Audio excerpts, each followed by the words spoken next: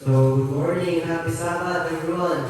Sabbath. Ang title sa ating lesson this morning is Ang Diyos sa Akong Lolo. Amin siya ang story ni Stanislas. Si Stanislas nagdako sa usa ka Kristohanong panimalay. Bluetooth disconnected. Pagtuo o tradisyon. Siya ang ikaduha sa 8 ka mga anak. O ang iyang unang mga panunduman na puno sa dugma o sa lagan sa adlaw-adlaw ang kinabuhi sa pamilya. Apan midangat ang enerhiya sa pagkamatay sa iyang amahan tungkol sa aksidente sa salakyan, ni adtong panahona ang ilahan ni Stanislas nagsabak sa iyang kamangkurang igsoon.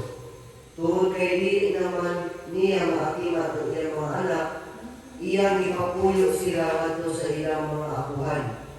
Diha sa pulianan sa iyang mga apuhan, unang nakasaksi si Stanislas sa lalong na espiritualong debosyon.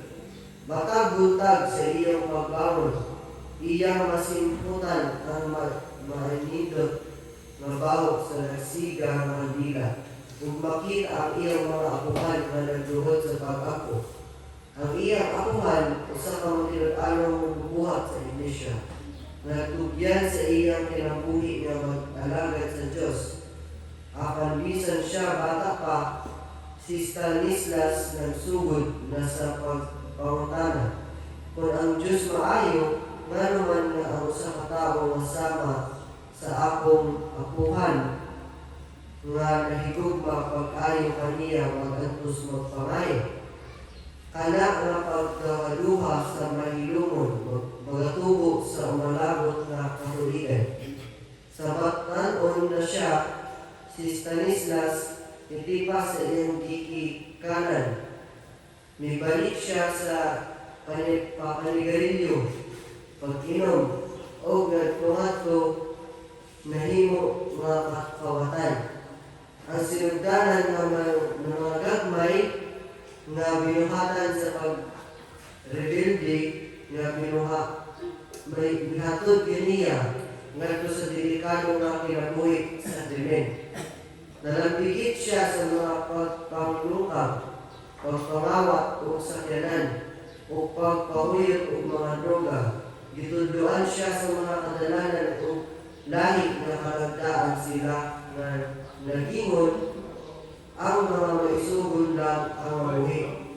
Unya, usa ka gabi na usap ang tanan, hubog siya na nagmaneho sa kinawat na sakyanan. Si Stanislas kalit nga naglungog o tingog diha sa iyang kasing-kasing. Unsa man niyong gibuhat, mao ba kini mong gusto hangtod matapos ang imong kinabuhi? Siya natandog pag-ayo sa iyang pagdamgo na siya dili makahimo sa pagkinabuhi niini nga paagi. Pagkasunod buntag, nakahukom siya nga biyaan ng krimen o pagsugod sa pag-usap. Mibalik siya sa iyang pinuyanan, aron tukuron pag-usap ang iyang kinabuhi. Dili masayon mikibat sa usa ka tuig ug tunga apan determinado si Stanislas. Sa edad nga 18, ni-appeal siya sa militar. Nakumpleto niya ang pagbansay hangtod nakakapala o insaktong trabaho.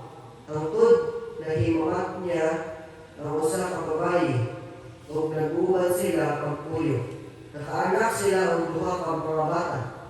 Ug sa pagkadiyot, midagan sa haksay ang ilang pagpuyo.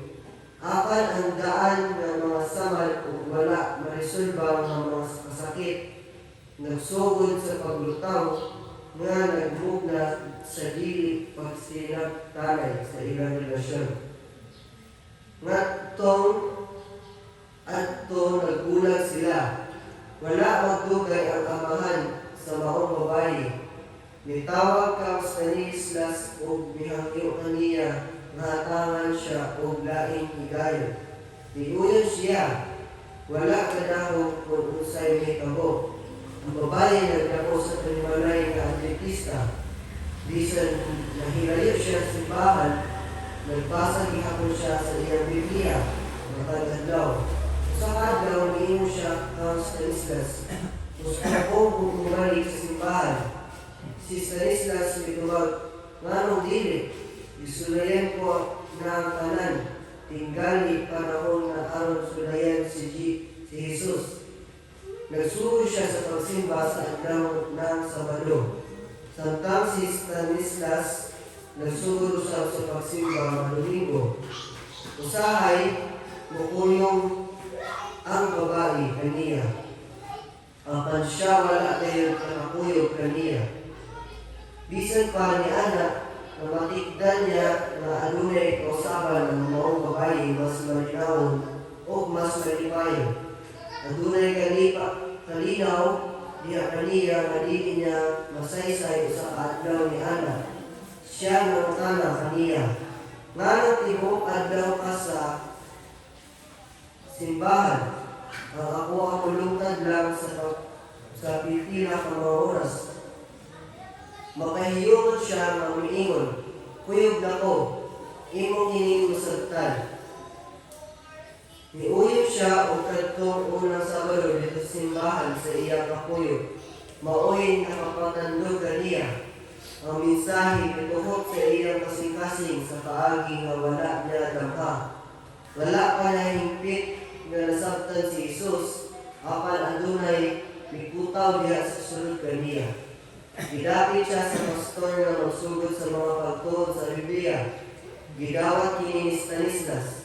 Sa diha nga iyang gibuksan ang Biblia, nagsugod siya sa pagpangita ng mga tubag sa mga pangutana na naghasol kaniya, sukat pa sa pagkabata. Ang hulagway sa Diyos na nadawat tungod sa mga pagduha-duha, hinahinay na naayo. Iyang na ang buhan na ang sama nga tingog na iyang nalungog mga tuig na ang milabay sa maong kinawat na sakyanan karon na higsulti na usab kaniya niini nga higayong pinaagi sa kasulatan. Usa ka gabi, human sa iyang pagtuon, milingi siya sa iyang kapuyo o miingon, murag nakabaton ako o pagtuo karon. Ako ang nasabtan kung unsa ang kahulugan sa pagtuo. Wala pagtugay, nagpakasal sila o kuyog sa pagbautismo. Nilabay ang duha ka tuig, nagpa-enroll sa Stanislas sa universidad sa Adventista sa Fiji. Diin, nakuha niya ang kurso ng teolohiya. Karon, nag-alagad siya sa isip pastor sa New Caledonia. Sa maong na isla diin iyang panahon nagsugod. Apan karon siya nag-alagad na sa Dios sa iyang apuhan, dili tungod sa tradisyon, kundi tungod sa pagtuo, gugma o personal na relasyon ug kang Kristo. Ang imong halad sa ika-13 nga Sabado, nailan usab nga quarterly mission project offering adunay maghang turong epekto sa kinabuhi sa mga tawo sama ni Pastor Stanislas Wenigwe. Makatabang kini sa pagtukod o sentro sa impluensya sa walis na makatabang sa mga dentista sa pagtukod o mga tulay sa pagpanbuba, nabot o pakikala sa mga tao sa teritoryo sa New Caledonia Mission. Ako lang po ang kaseta natin this morning.